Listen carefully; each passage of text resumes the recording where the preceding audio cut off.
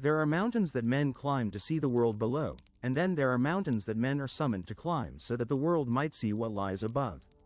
Before we ascend into the thinning air where the veil between the living and the dead is torn asunder, may the Almighty God protect and bring abundance to those who subscribe and like this content for our efforts.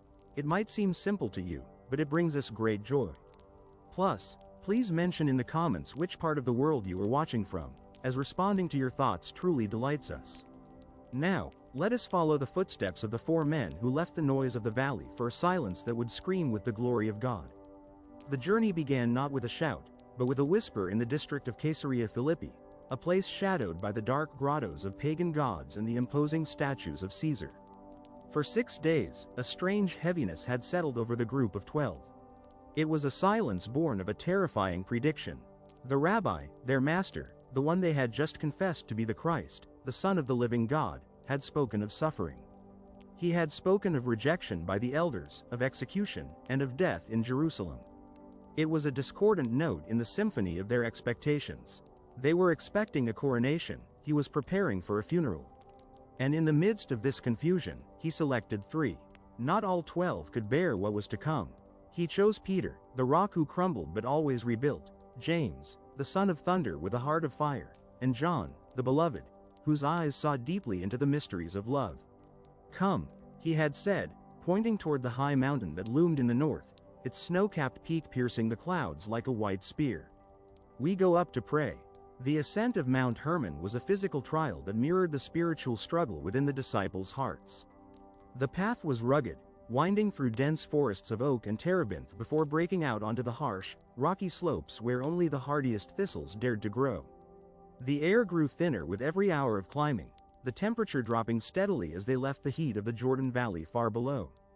Their lungs burned, their calves ached, and the dust of the earth clung to their sweat-soaked tunics.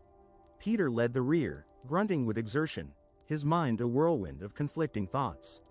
Why here? Why now? Why so high? The master set a relentless pace, his body moving with a strength that belied his unassuming appearance. Jesus did not climb like a man seeking a view, he climbed like a man keeping an appointment. There was an urgency in his stride, a gravity in his silence that forbade casual conversation. James and John exchanged worried glances but said nothing. They knew that when the master went to the high places, the atmosphere shifted. The ordinary rules of life seemed to suspend themselves in his presence when he was alone with the Father. As the sun began to dip below the horizon, painting the western sky in hues of bruised purple and blood red, they reached a plateau near the summit. The world below was disappearing into the shadows of twilight. The villages of Galilee were mere specks of flickering light in the deepening gloom. Up here, the wind howled with a lonely, ancient voice, whistling through the crags of limestone. It was a desolate place, stripped of comfort, stripped of the distractions of humanity. It was a place where man was small, and the elements were vast. Jesus stopped. He did not sit to rest, though his human frame must have been exhausted. He turned to the 3, his face already obscured by the gathering night.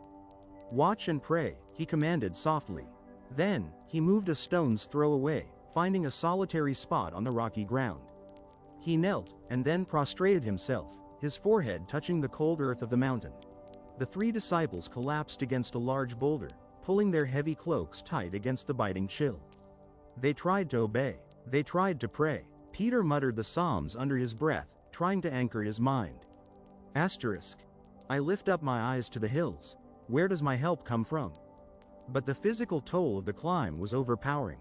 A heavy, supernatural lethargy weighed down their eyelids.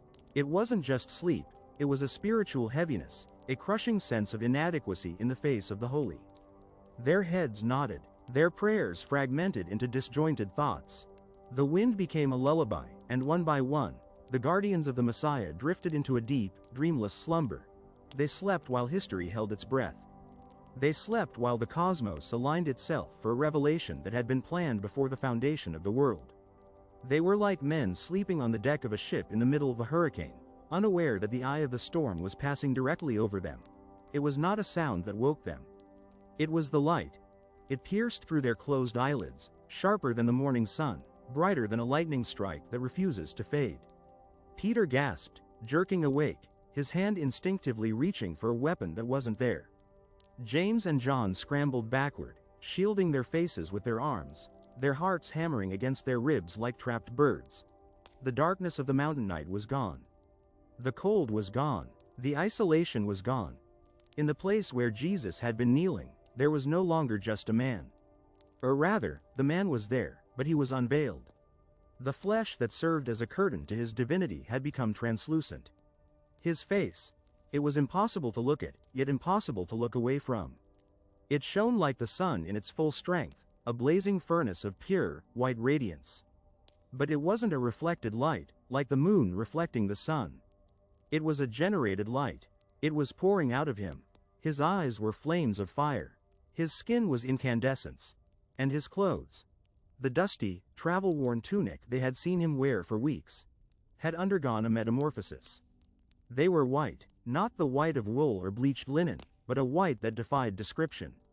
As Mark, later recounting Peter's stuttering testimony, would struggle to write, radiant, intensely white, as no launderer on earth could bleach them. It was the color of light itself. It was the texture of glory. The seams, the threads, the very fabric shimmered with a pulsating energy that seemed to hum with power. The three disciples were paralyzed with a terror that was absolute. This was not the carpenter from Nazareth. This was the Ancient of Days. This was the burning bush that does not consume. This was the Shekinah glory that had filled the Temple of Solomon, now filling a human form. They pressed themselves into the dirt, realizing with trembling horror that they were in the presence of the holy, and they were unclean. But the wonder did not end with the light. As their eyes adjusted to the brilliance, squinting against the glare, they realized that Jesus was not alone. The mountain, which had been empty save for them moments ago, was now occupied by two other figures. They did not walk up the path. They did not descend from the clouds. They simply were there, stepping out of the glory as if they had been standing there all along, waiting for the veil to be lifted. These were not ghostly apparitions, wispy and transparent. They were solid. They were majestic. They radiated a gravity and a power that was terrifying in its own right, though lesser than the central figure of Jesus. They stood in the glory, bathed in it, comfortable in it. Peter, his mind racing to make sense of the impossible, knew them. He didn't know how he knew them. He had never seen their portraits, for painting the prophets was forbidden, but the knowledge was imparted to his spirit instantly. It was a recognition of the soul. On the right stood a man who carried the weight of the law in his very posture. His face was weathered by the desert winds of Midian and the Sinai wilderness. He held a staff that looked like it had parted oceans. There was a sternness in his eyes, but also a profound meekness. He was the lawgiver. He was the one who had climbed a different mountain, Sinai, and had come down with a shining face that men could not look upon. He was the one whose grave no man knew, buried by the hand of God in the valley of Moab. It was Moses. And on the left stood a figure of wild, untamed fire. He wore a mantle of hair, a garment of the wilderness. His eyes burned with the zeal that had called down fire on Carmel. He looked like a storm contained in human skin. He was the one who had not tasted death, but had been swept up to heaven in a whirlwind and a chariot of fire. He was the prophet. It was Elijah, the law and the prophets. The two great pillars of Israel's history. The two men who had spoken to God on mountains. Moses, who represented those who died and were buried. Elijah, who represented those who were caught up alive. Both were there, standing on the soil of Hermon, talking to the Jesus. The disciples were trembling so violently their teeth chattered. They were witnessing a council of the eternal. The timeline of history had collapsed. The past and the present were merging in the radiant now. What were they saying? What topic was worthy of such a summit? Were they discussing the Roman occupation? The corruption of the priesthood? The beauty of the stars? Peter strained to hear, his fear momentarily eclipsed by an overwhelming curiosity. The voice of Jesus was resonant, sounding like the rushing of many waters, yet intimate. The voice of Moses was deep, authoritative. The voice of Elijah was sharp, passionate. They were speaking of only one thing. His departure. Luke would later record. The Greek word they used was exodos. They were talking about his exodus. Just as Moses had led the children of Israel out of the slavery of Egypt through the waters of the Red Sea to the Promised Land, Jesus was about to lead humanity out of the slavery of sin and death. But his Red Sea would be a baptism of blood in Jerusalem. His route would not be through the desert, but through the cross. Peter heard snippets of the conversation that shattered his worldview. He heard Moses speaking not of conquest, but of sacrifice. He heard Elijah speaking not of calling down fire to destroy the enemies, but of the Son of Man submitting to the fire of judgment for the sake of the enemies. They were encouraging him. They were strengthening him. These two ancient warriors, who had suffered so much for the name of God, were standing as witnesses to the one who would complete their work. Moses was surrendering his law to the one who would fulfill it. Elijah was surrendering his prophecy to the one who was the substance of it. The glory was overwhelming. The light was so bright it felt like weight. Peter, overwhelmed, confused, and terrified, felt the need to do something. The silence of the disciples felt wrong. The scene was too intense. It needed to be managed, contained, understood. His old instinct to take charge, to fix things, bubbled up through his fear. He scrambled to his knees, shielding his eyes, and stammered out words that he would later regret, words that showed he still didn't understand the nature of the kingdom. "Master." Peter cried out, his voice cracking. "It is good for us to be here." The conversation between the three glorified figures paused. The blazing eyes of Moses and Elijah turned to look at the trembling fishermen. "Let us make 3 tabernacles," Peter babbled, gesturing wildly with his hands. "One for you, one for Moses, and one for Elijah." He wanted to capture the moment. He wanted to institutionalize the glory. He wanted to build shrines, to keep Moses and Elijah there, to make this mountain the new center of the world. He wanted to put Jesus on the same level as the great prophets. 3 booths, 3 heroes, 3 equals. It was a mistake. A profound, well-intentioned, blasphemous mistake. And before the words had even fully left his lips, the answer came from the heavens. A cloud began to form. But this was not a rain cloud. It was a bright cloud, a heavy, suffocating brightness that descended rapidly, enveloping the peak of the mountain. It was the Shekinah. It was the cloud that had led Israel in the wilderness.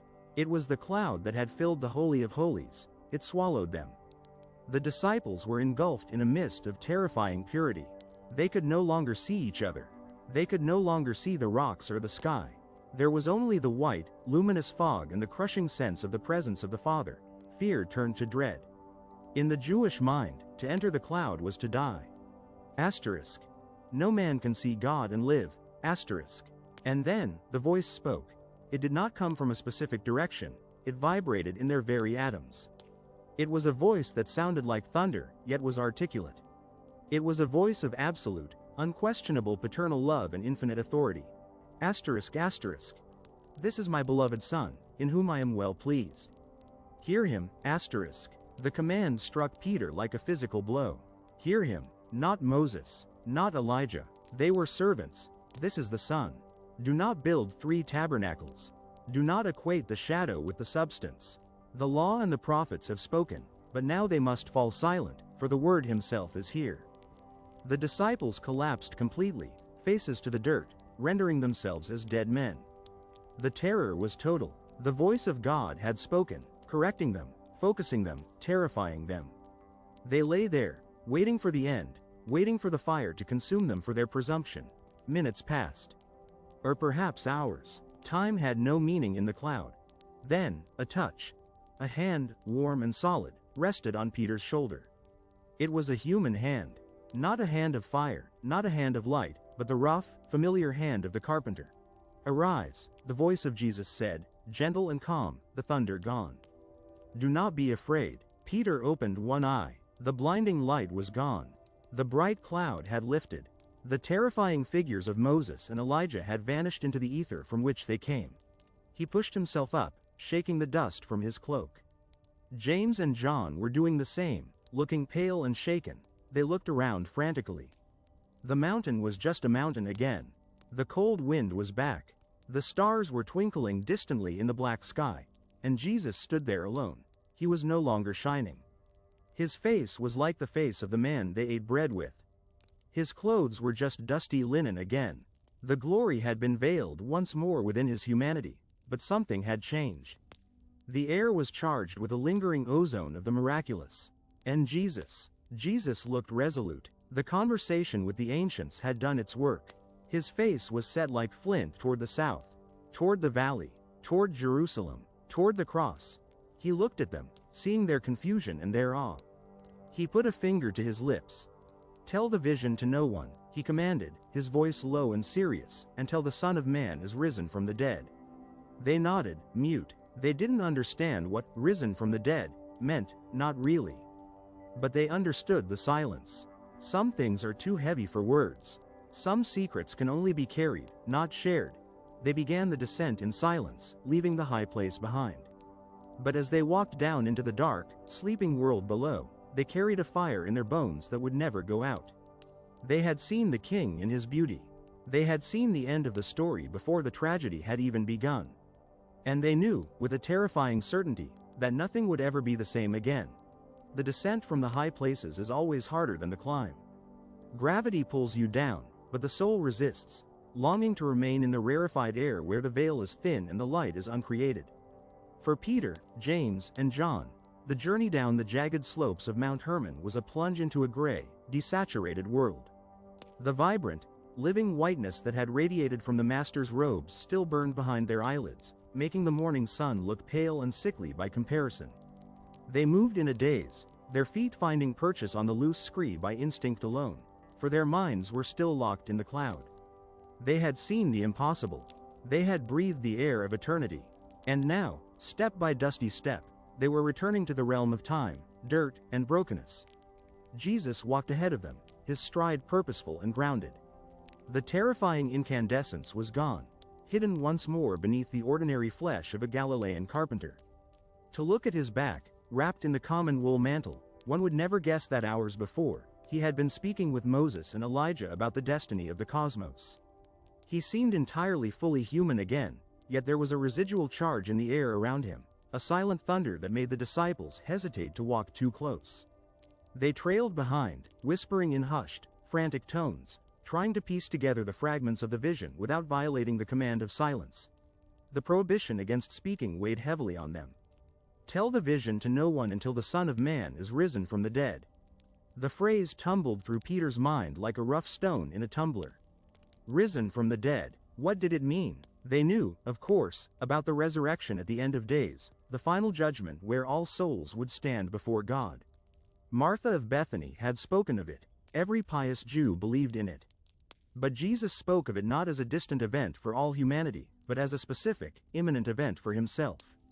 And he spoke of it as a prerequisite for breaking their silence. It implied that he would die first. That was the stumbling block. How could the one whom Moses and Elijah deferred to, the one who shone with the glory of the Father, succumb to death? The cognitive dissonance was nauseating. It was like seeing the sun rise and being told it would turn to ice. As they navigated a particularly steep switchback, surrounded by the gnarled roots of ancient oaks that clung to the mountainside, the confusion bubbled over. They couldn't ask him about the death part.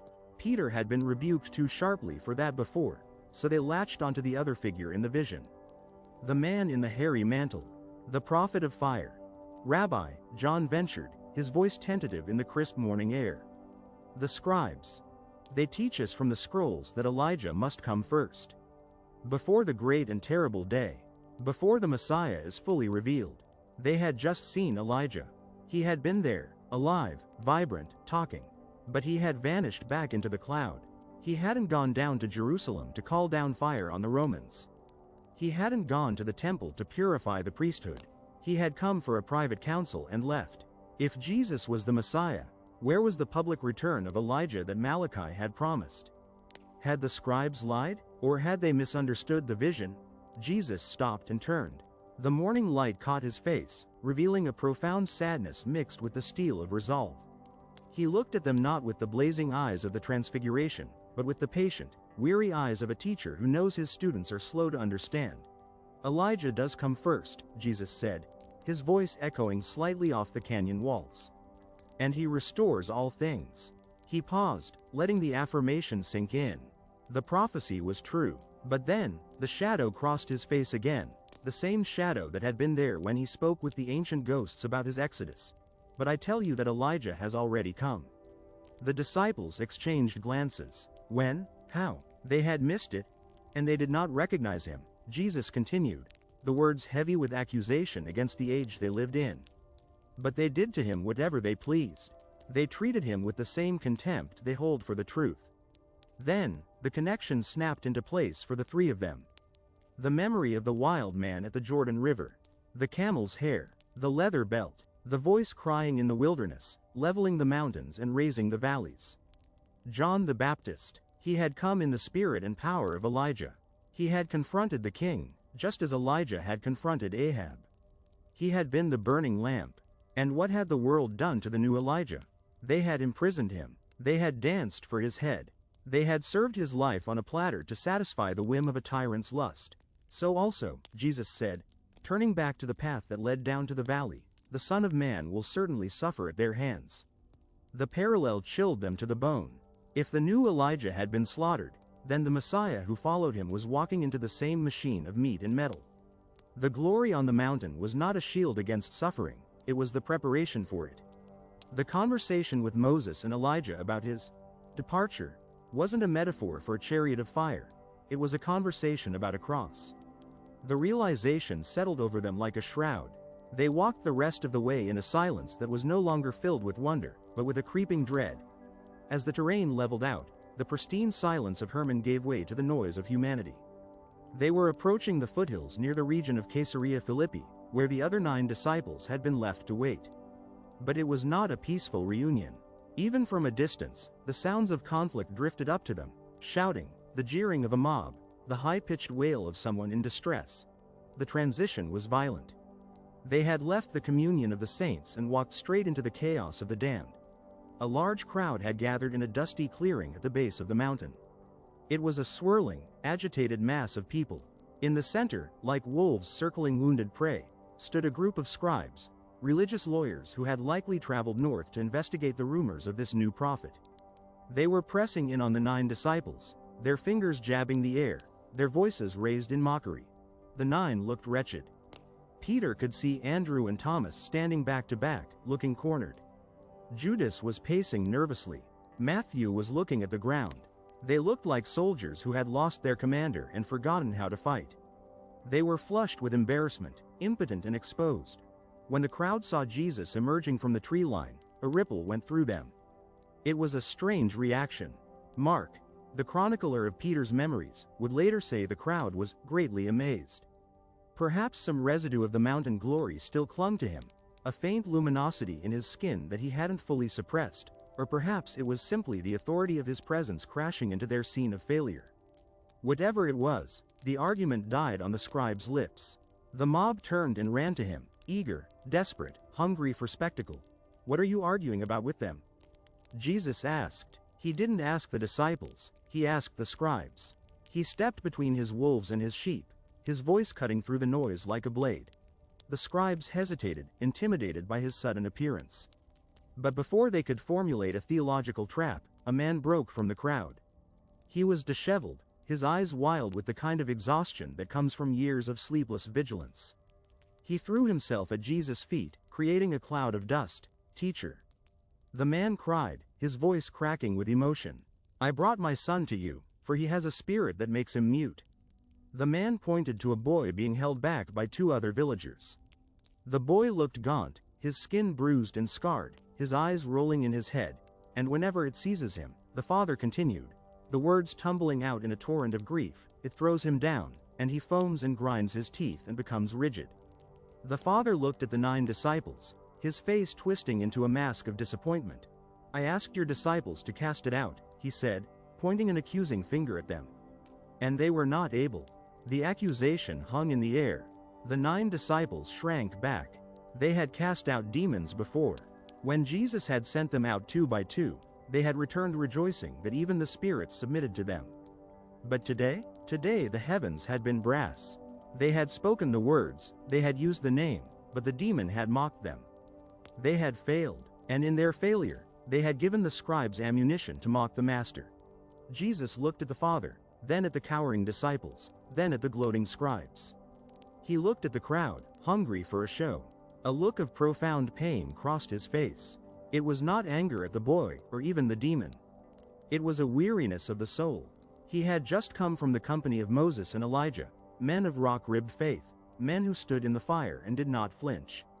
And he had returned to this, a squabbling, doubting, powerless generation.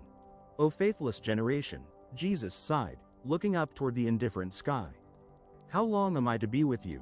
How long am I to bear with you? It was a cry of loneliness. He was a stranger in a strange land, surrounded by people who wanted his miracles but didn't understand his heart. He was walking a path they couldn't see. Bring him to me, Jesus commanded. The villagers released the boy. The moment the child took a step toward Jesus, the invisible entity within him reacted. It was as if the demon sensed the presence of its creator and judge. It did not flee, it attacked. It tried to destroy its host rather than surrender him. The boy screamed, a sound that wasn't entirely human. His body went rigid, then convulsed violently. He was thrown to the ground as if hit by a giant hand. He rolled in the dirt, his limbs thrashing uncontrollably. White foam, tinged with blood, bubbled from his mouth. He gnashed his teeth, a horrible grinding sound that made the crowd recoil. It was a display of total, chaotic malice. It was the antithesis of the transfiguration. Up there, the body of Jesus had been glorified, revealing the image of God. Down here, the body of the boy was being desecrated, revealing the cruelty of the destroyer. Jesus did not rush. He did not panic. He stood in the eye of the storm, watching the convulsions with a calm that was more terrifying than the violence. He turned to the Father, ignoring the demon for a moment. How long has this been happening to him? Jesus asked. It seemed like an absurd time for a medical history, but Jesus was forcing the Father to engage, to look away from the horror and look at him. From childhood, the Father wept. It has often cast him into fire and into water, to destroy him. The Father looked at his Son, writhing in the dust, and then looked back at Jesus. His hope was fragile, cracked by the failure of the disciples. But if you can do anything, the Father begged, have compassion on us and help us. If you can. The words stopped Jesus cold. The doubt of the generation had infected even this desperate plea. The failure of the representatives, the disciples, had caused the man to doubt the power of the King. Jesus looked at him. If you can. He repeated the words, letting them hang there. All things are possible for one who believes. It was a challenge. Jesus wasn't saying he couldn't do it. He was saying the blockage wasn't in his power, it was in the reception. He was calling for faith in a faithless world. The Father felt the rebuke, but he also heard the invitation. He looked at his dying son, and then he looked into the eyes of the man who had just come down from the mountain. He felt the war inside himself, the desperate hope clashing with the brutal reality of his experience. He didn't claim a perfect faith. He didn't pretend to be a giant like Elijah. He just offered what he had. I believe. The Father cried out, tears streaming down his dusty face. And then, the most honest prayer ever prayed, help my unbelief. I trust you, but I have doubts. Bridge the gap. Supply what I lack. That was enough. It wasn't perfect faith. It was dependent faith. Jesus saw the crowd running together, closing in, treating the boy's agony as a spectacle. He decided to end it. He turned his attention to the writhing form on the ground. He didn't use a ritual. He didn't use incense or formulas like the exorcists of the scribes. He spoke with the authority of the author of life. You mute and deaf spirit, Jesus said, his voice dropping an octave, carrying the weight of the mountain. I command you, come out of him and never enter him again. The command was absolute, never enter him again. It was a permanent eviction. The boy let out a final, piercing shriek. His body convulsed one last time, violently, as if his spine would snap. And then, he went limp. He lay perfectly still in the dirt. The foam dried on his lips. His breathing was so shallow it was imperceptible. The crowd went silent. They leaned in. He is dead, someone whispered. The spirit killed him, another murmured. The disciples couldn't do it, and now the teacher has finished him off. The whisper spread. He is dead. It was the shadow of the fear the disciples had felt on the mountain. Rising from the dead, death always seemed to have the final word. The demon had left, but had left a corpse. It was a Pyrrhic victory, but Jesus was not done. He did not check for a pulse. He reached down. He took the boy by the hand that had been clawing the earth moments ago, and he lifted him up.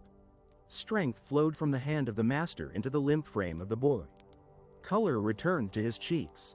His eyes fluttered open, clear, calm, and present. The madness was gone. The boy stood up. He looked at his father, then at Jesus. He was whole. Jesus took the boy and gave him back to his father. It was a restoration of the family, a reversal of the theft the enemy had committed years ago. The crowd erupted in astonishment. They were overwhelmed with the majesty of God. But Jesus did not stay for the applause. He turned and began to walk away, signaling for his disciples to follow. He had no interest in the fame.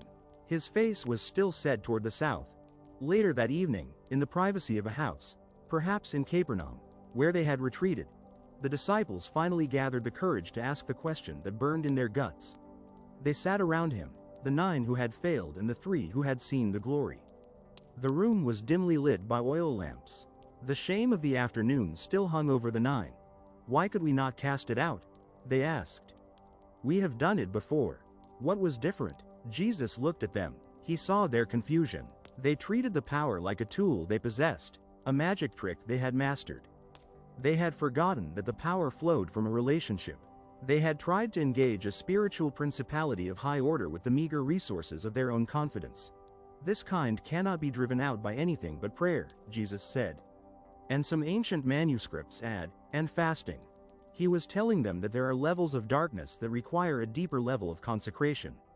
They had been casual. They had been arguing with scribes while the boy suffered. They hadn't been on their knees. They hadn't been in the presence of the Father. Because of your little faith, he added gently.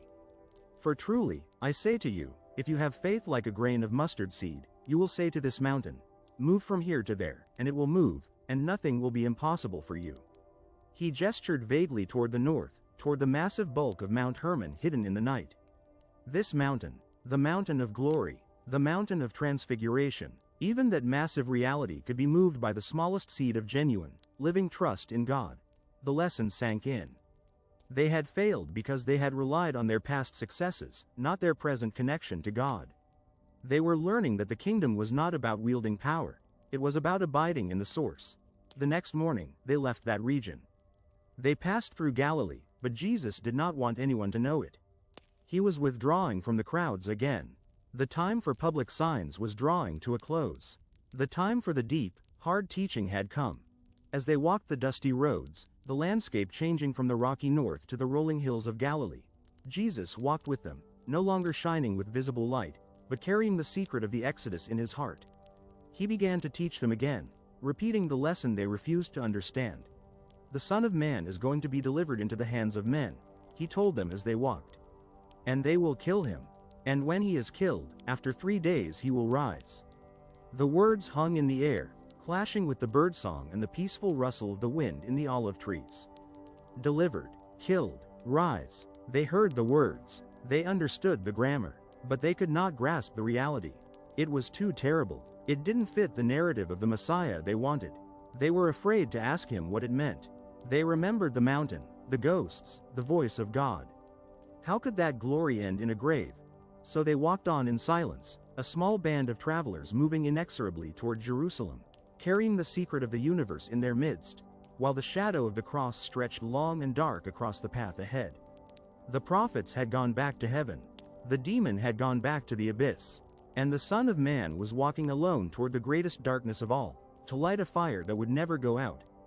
The road to Capernaum was long, and the dust of the earth seemed to cling to them more tightly than before, as if the world itself was trying to hold them down, trying to keep them from the destiny that awaited them in the holy city. But Jesus did not slow his pace. The conversation on the mountain had set the clock. The Exodus had begun. The return to Capernaum was a return to the familiar, yet for the disciples, the familiar had become strange. The town by the lake, with its smell of curing fish and the rhythmic lapping of the water against the basalt stones, felt smaller than they remembered. It was as if their eyes, having been stretched by the uncreated light on the mountain, could no longer fit the mundane dimensions of their former lives. They walked the streets where they had grown up, but they walked them like ghosts, detached and drifting, carrying the weight of a secret that was reshaping their souls. Jesus moved among them with a quiet intensity, settling back into the house that served as their headquarters. But the peace was short-lived. The world, with its demands and its petty bureaucracies, came knocking at the door almost immediately. It came in the form of the collectors of the 2 drachma tax, the temple tax that every Jewish male was obligated to pay for the upkeep of the house of God in Jerusalem. They cornered Peter in the street, perhaps sensing his role as the spokesman, or perhaps seeing the look of distraction in his eyes and sensing an easy target. "Does your teacher not pay the tax?" they asked, their voices dripping with the insinuation that this new rabbi might be a lawbreaker. Peter, operating on instinct and the old defensive pride, immediately answered yes. Of course he pays. He is a righteous Jew. He is the fulfillment of the law. But as soon as Peter entered the house to speak to Jesus, the master preempted him. It was another one of those moments that unnerved Peter, the realization that Jesus was listening to conversations he wasn't physically present for. "From whom do the kings of the earth take toll or tax?" Jesus asked, looking at Peter with a knowing smile. "From their sons or from others?" "From others," Peter replied. "Then the sons are free," Jesus said. It was a staggering claim, quietly made in a Galilean living room. The temple was the house of God. If Jesus was the Son of God, as the voice on the mountain had thundered, then the temple was his Father's house. Princes do not pay taxes to maintain their own palace. He was exempt. The logic was divine, sovereign, and undeniable. But then came the twist, the bending of the high reality to accommodate the low. However, not to give offense to them, Jesus continued. He would not stand on his rights if it meant causing a stumbling block for the simple. And then, he gave a command so absurd, so whimsical, and so specific that it felt like a playful flex of the same power that had transfigured his face. "Go to the sea," he told Peter. "Cast a hook. Take the first fish that comes up, and when you open its mouth, you will find a shekel. Take that and give it to them for me and for yourself." Peter walked to the shore alone, his mind reeling. He was a professional fisherman. He used nets, not hooks. Hooks were for children or amateurs catching one fish at a time. And the idea of a coin in a fish's mouth, it was the stuff of fairy tales, of pagan myths. Yet, he obeyed. He stood on the slippery rocks, cast the line into the gray water, and waited. The tension between the sublime glory of the mountain and the gritty, smelly reality of the fish was disorienting. When the line tugged, he pulled it in. A tilapia, common and gasping. With trembling fingers, he pried open the jaw. There, gleaming against the pink gills, was a silver stater, exactly enough for 2 men. As Peter held the coin, staring at the metallic glint, he realized the profound strangeness of the master he followed. Jesus could summon Moses and Elijah from the afterlife to discuss the redemption of the world, and he could command a fish to carry a bank coin to pay a bureaucrat. He was Lord of the living dead, and Lord of the swimming living. Nothing was outside his jurisdiction. The coin was paid, the collectors were silenced, and the secret remained safe. But the incident planted a seed in Peter's heart. The kingdom was not going to be established by overthrowing the systems of the world with force, but by transcending them with a power that the world couldn't even calculate.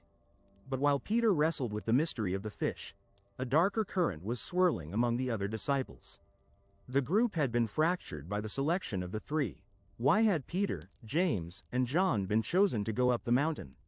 What had they seen? Why were they whispering? The secrecy bred insecurity, and insecurity, as it always does, bred ambition.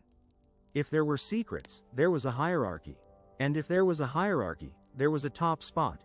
As they walked the dusty road toward the house, lagging behind Jesus, the argument broke out. It started in hushed tones but quickly grew heated. Who is the greatest? Who will sit at the right hand? If the kingdom is coming, and the miracles suggested it was close, who would be the prime minister? Judas had the purse, surely that meant something. Peter had the keys, or at least the promise of them. But James and John, they had the mountain.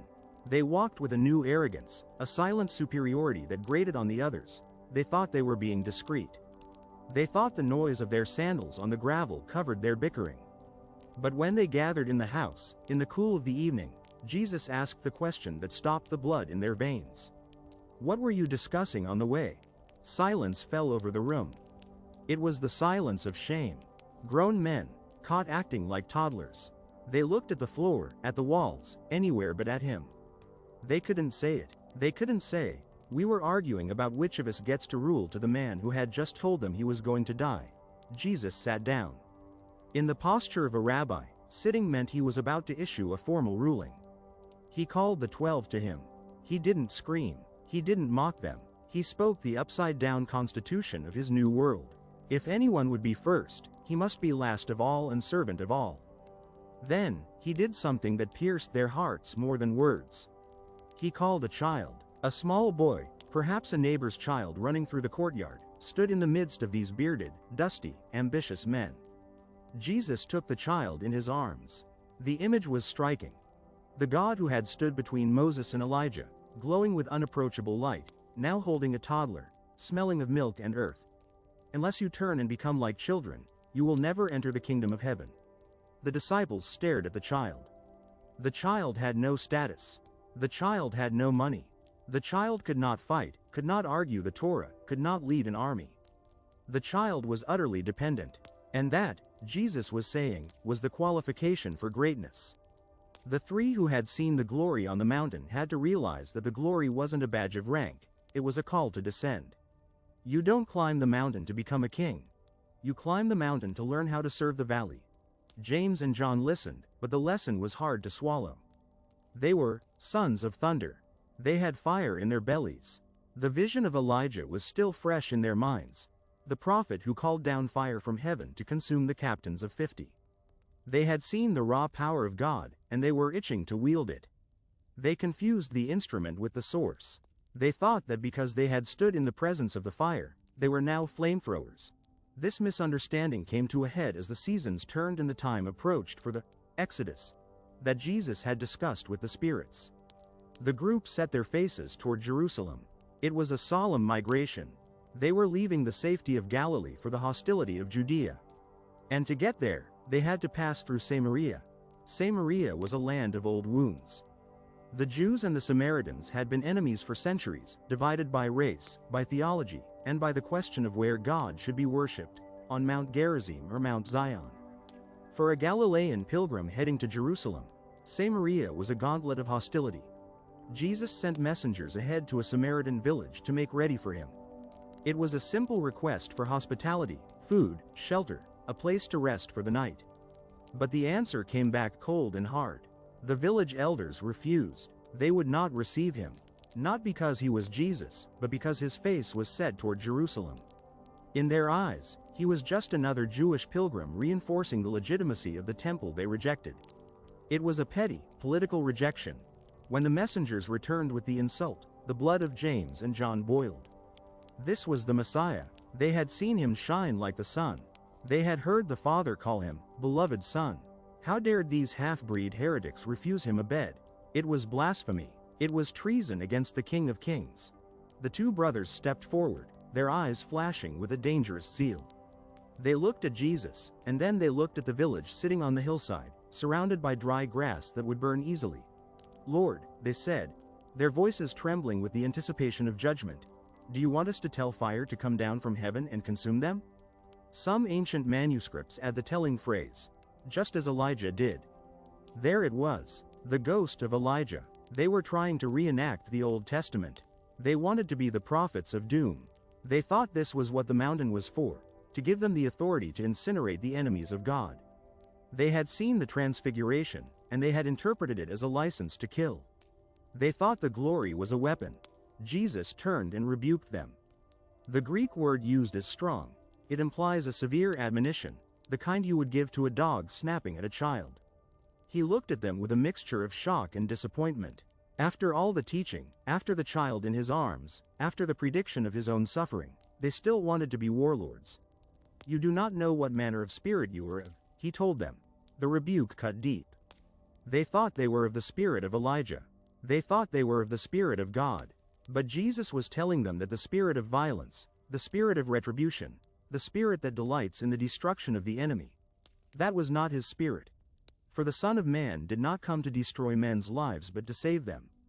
The words hung in the air, dismantling their theology of power. Elijah called down fire because he lived in the age of the law and judgment. But something greater than Elijah was here. The conversation on the mountain had been about an exodus where the leader dies for the people, not kills the people. Jesus was going to Jerusalem to be consumed by the fire, not to call it down. James and John lowered their heads, chastened. The village remained standing.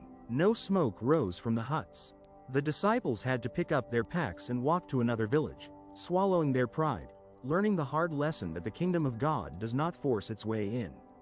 It knocks. And if it is refused, it moves on in mercy, not in wrath. This incident marked a turning point. The face of Jesus was now set like flint toward Jerusalem. The phrase, borrowed from the prophet Isaiah, described a determination that was unbreakable. He walked with a singular focus that frightened those who followed him. The crowds were still there, swelling and receding like tides, but the texture of the journey had changed. He was no longer just the wandering healer of Galilee, he was the Lamb walking toward the altar. As they traveled south, the teaching became darker, more urgent.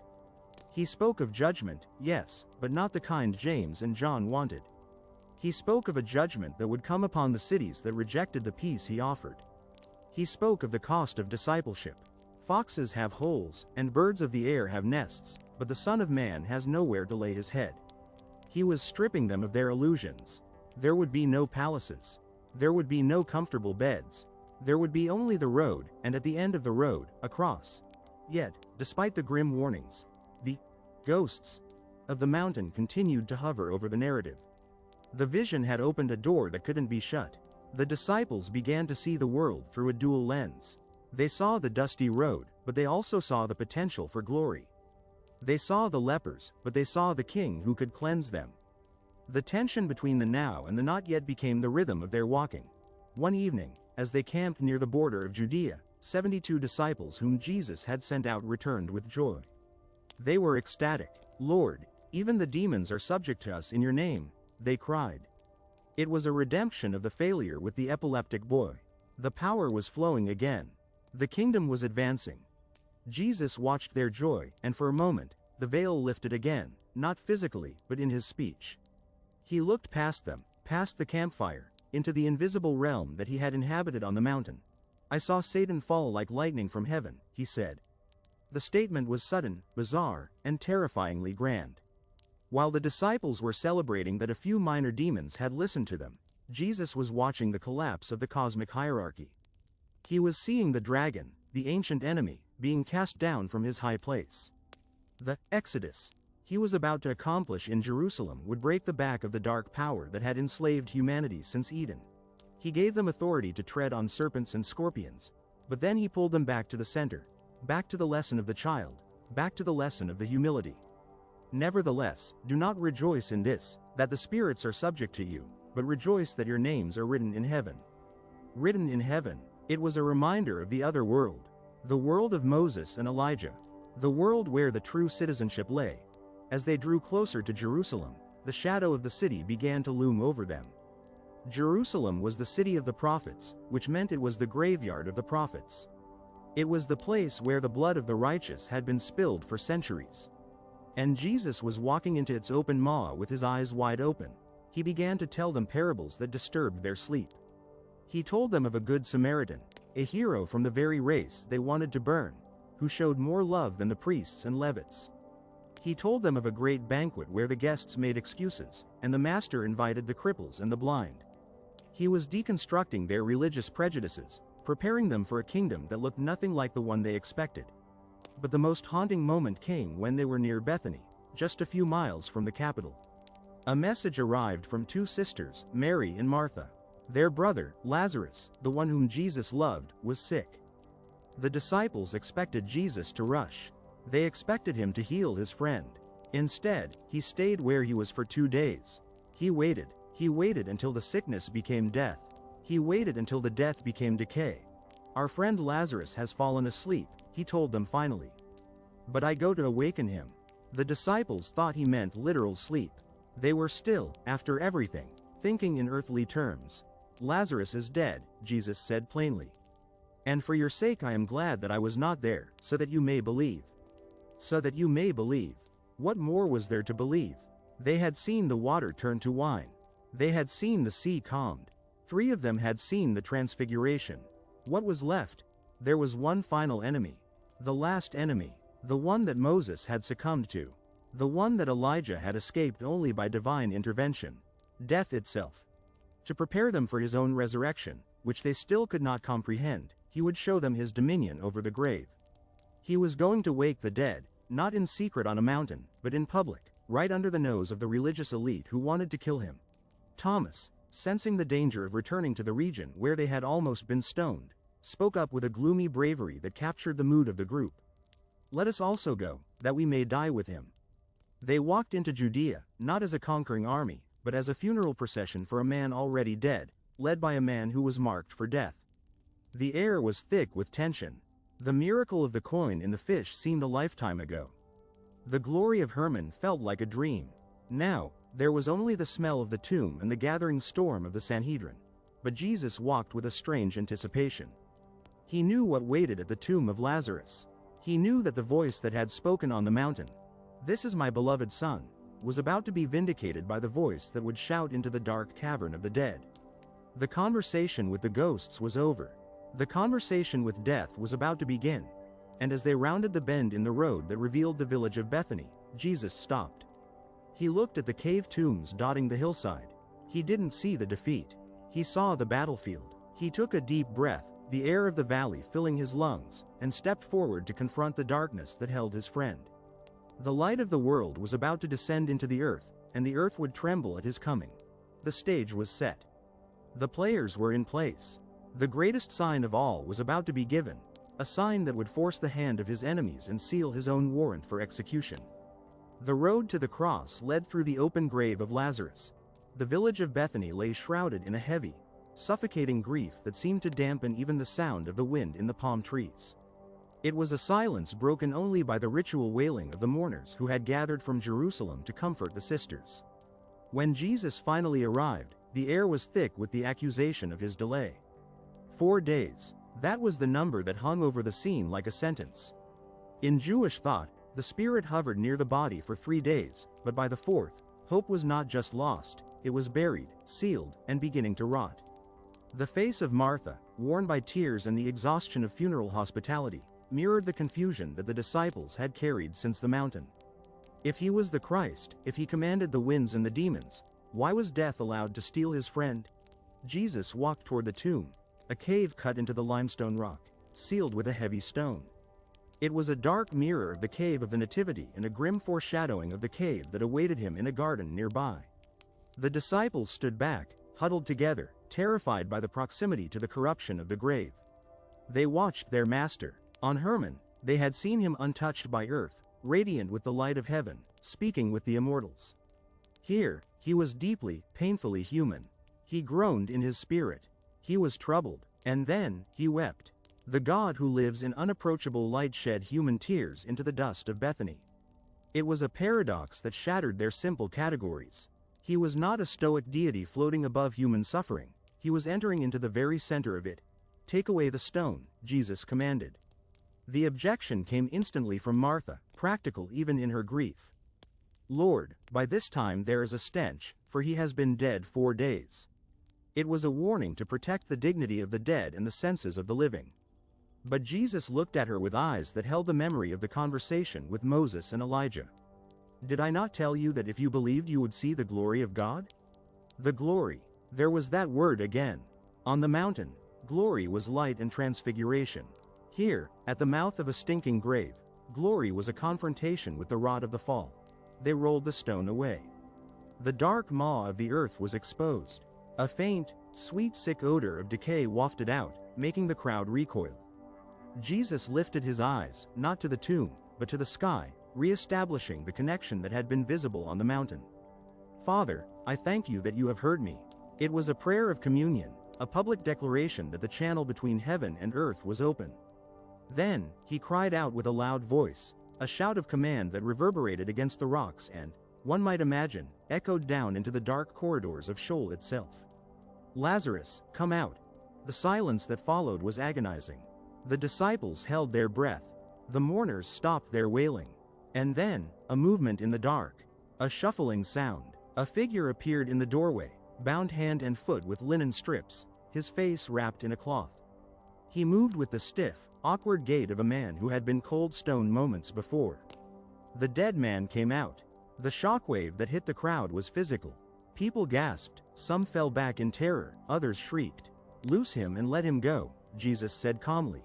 As the strips of linen were unwound, revealing the flushed, living face of Lazarus, the disciples realized that the conversation on the mountain about the Exodus was being enacted.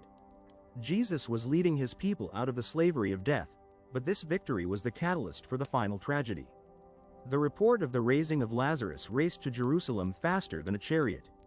The Sanhedrin met in panic. If we let him go on like this, everyone will believe in him, and the Romans will come and take away both our place and our nation. The decision was made. One man must die for the people. The machinery of the state and the temple began to turn with lethal precision. Jesus withdrew to the wilderness of Ephraim with his disciples, a brief interlude before the final act. When the time came for the Passover, they ascended to Jerusalem. The city was swelling with pilgrims, the air electric with messianic expectation. Jesus orchestrated his entry with deliberate symbolism, riding a donkey down the Mount of Olives. The crowds threw their cloaks on the road, waving palm branches, shouting Hosanna. It looked like a coronation. The disciples, caught up in the fervor, felt the old ambition rising again. Perhaps the mountain glory was about to be revealed to the world. Perhaps the legions of Rome would be blinded by the light they had seen on Hermon. But Jesus rode with tears in his eyes, weeping over the city that did not know the time of its visitation. He saw what they could not: the Roman siege works, the burning temple, the blood in the streets.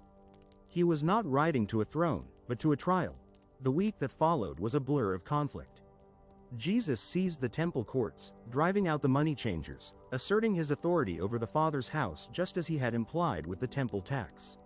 He taught daily, parrying the traps of the Pharisees and Sadducees with a wisdom that silenced them.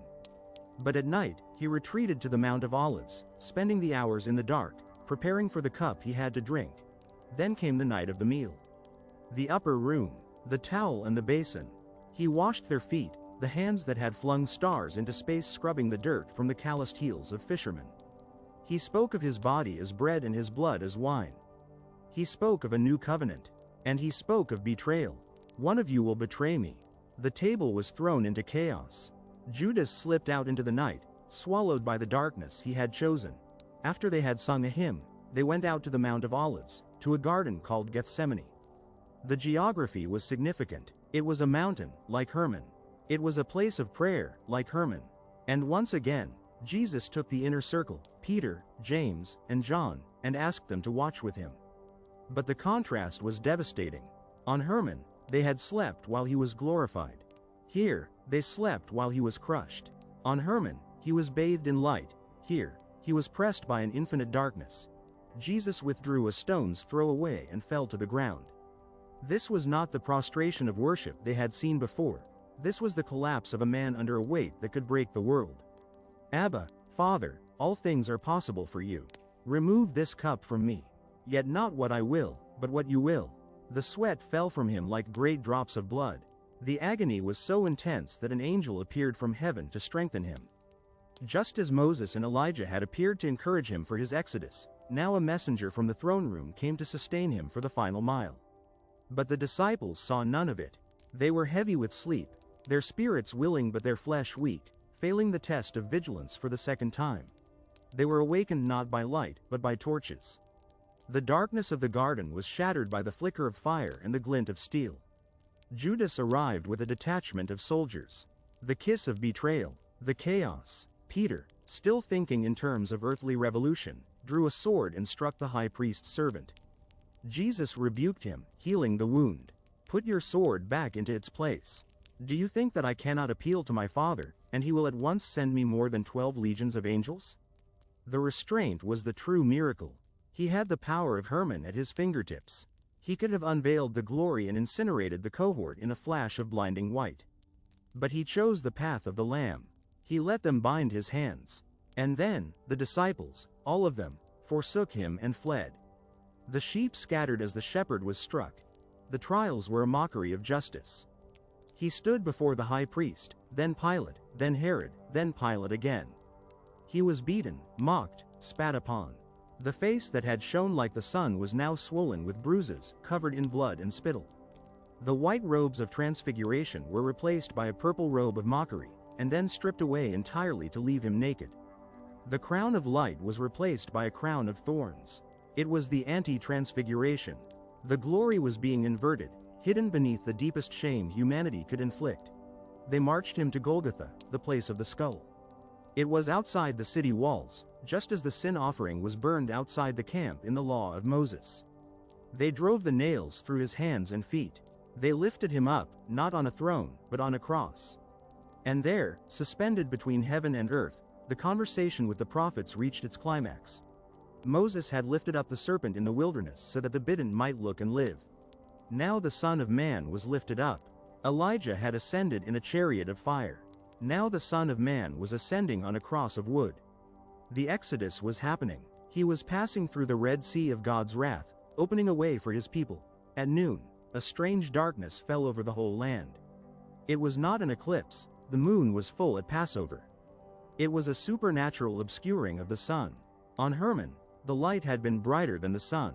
Now, the sun hid its face, refusing to shine on the deicide. For 3 hours, the world was plunged into a primal gloom. The silence of the mountain was replaced by the groans of the dying and the jeers of the crowd. Then, at the 9th hour, Jesus cried out with a loud voice, "Eli, Eli, lema sabachthani? My God, why have you forsaken me?" It was the cry of absolute desolation. The Father's voice, which had thundered, "This is my beloved Son," from the cloud, was now silent. The Son was cut off, becoming sin, becoming the curse. He drank the cup to the dregs. Knowing that all was now finished, that the scripture might be fulfilled, he said, "I thirst." They offered him sour wine. He received it, and then cried out one last word, "Tetelestai," it is finished. He bowed his head and gave up his spirit. At that exact moment, the earth shook. The rocks split, and in the temple, miles away, the heavy curtain that separated the Holy of Holies from the holy place, the veil that symbolized the inaccessibility of God, was torn in two from top to bottom. The significance was staggering. On the mountain, the veil had been lifted for 3 men to see the glory. Now, through the death of the Messiah, the veil was torn down forever. The way into the presence of God was open to all, not just to Moses, Elijah, or the spiritual elite, but to the fisherman, the tax collector, the prostitute, and the Gentile. The glory of God was no longer confined to a mountain or a temple. It was poured out into the world through the wounds of the Christ. They buried him in a borrowed tomb. A heavy stone was rolled across the entrance, sealing the light of the world in the dark belly of the earth. Saturday passed in a silence deeper than the grave. The disciples were in hiding, crushed by the collapse of their hopes. They had seen him die. They knew the permanence of death. The memory of the fish with the coin, the boy with the demon, the man with the withered hand. It all seemed like a dream from a different life. The only reality now was the fear of the knock at the door, but Sunday morning arrived with a tremor. The earth shook again. An angel descended, his appearance like lightning and his clothing white as snow, an echo of the transfigured Christ. He rolled back the stone and sat on it. The guards shook with fear and became like dead men. When the women arrived with spices, they found the tomb empty. The body was gone. The linen cloths were lying there, collapsed, retaining the shape of the body but empty of substance. The napkin that had been on his head was folded separately. He was not there. He had risen. The news spread slowly, fighting against the thick walls of sorrow and disbelief. Peter and John ran to the tomb, saw the empty cloths, and went home marveling. Mary Magdalene saw him in the garden, mistaking him for the gardener until he spoke her name.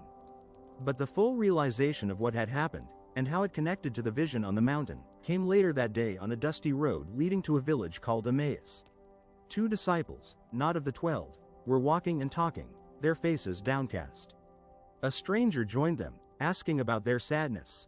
They told him about Jesus of Nazareth, a prophet mighty in deed and word, and how the chief priests had condemned him to death. "We had hoped that he was the one to redeem Israel," they said. It was the elegy of a lost dream. Then the stranger spoke. "O foolish ones, and slow of heart to believe all that the prophets have spoken. Was it not necessary that the Christ should suffer these things and enter into his glory?"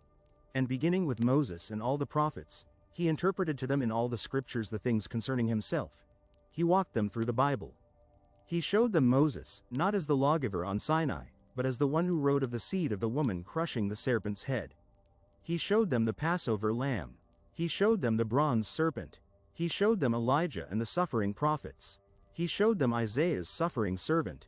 He explained that the Exodus wasn't a military conquest, but a victory over sin.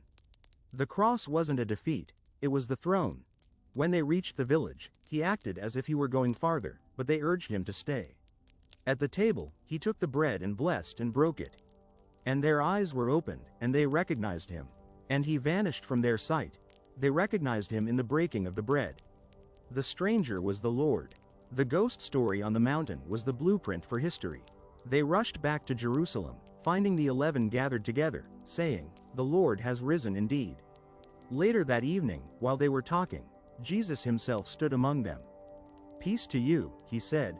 They were startled and frightened, thinking they saw a spirit, a ghost. It was a callback to the fear on the mountain. But he showed them his hands and his feet. "Touch me, and see. For a spirit does not have flesh and bones as you see that I have." He asked for something to eat. They gave him a piece of broiled fish. He ate it before them. It was the ultimate proof. He was not a phantom from the realm of the dead like Samuel summoned by the witch of Endor.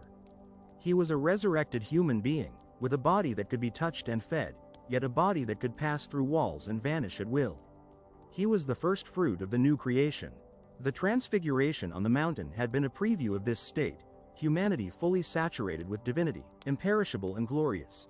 For 40 days, he appeared to them, speaking about the kingdom of God.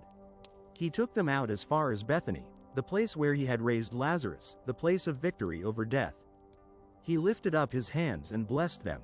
And while he blessed them, he parted from them and was carried up into heaven. A cloud received him out of their sight. The same Shekinah cloud that had descended on Herman now received him permanently. He was returning to the glory he had with the Father before the world existed, but he was returning as a man. He was taking humanity into the heart of the Godhead. The disciples stood gazing into heaven, paralyzed by the departure. But suddenly, 2 men stood by them in white robes. Were they angels? Or were they perhaps the 2 old friends from the mountain, Moses and Elijah, coming one last time to point the way? "Men of Galilee, why do you stand looking into heaven? This Jesus, who was taken up from you into heaven, will come in the same way as you saw him go into heaven." They returned to Jerusalem with great joy. The fear was gone. The ambition was gone. They understood now. They understood why Moses and Elijah had stood on the mountain. They understood that the law and the prophets were witnesses to the great Exodus. They understood that the glory was not something to be hoarded in 3 tabernacles, but something to be carried to the ends of the earth. Peter, years later, facing his own death, would write about that night on the mountain. He would not describe it as a dream or a hallucination. He would write, "For we did not follow cleverly devised myths when we made known to you the power and coming of our Lord Jesus Christ, but we were eyewitnesses of his majesty. For when he received honor and glory from God the Father, and the voice was borne to him by the majestic glory, 'This is my beloved Son, with whom I am well pleased,' we ourselves heard this very voice borne from heaven, for we were with him on the holy mountain." The mountain had been the key. It was the glimpse of the destination that gave them the strength to walk through the valley of the shadow of death. The ghosts of the ancient prophets had not come to haunt them. They had come to welcome the King who made all things new. And now, the disciples knew that they too would one day stand on that mountain, not as terrified observers, but as sons of the light, shining like the sun in the kingdom of their Father. The story that began with a whisper in Caesarea Philippi had ended with a shout that shattered the grave, and the echo of that shout would never fade away. The Exodus was complete. The travelers were home.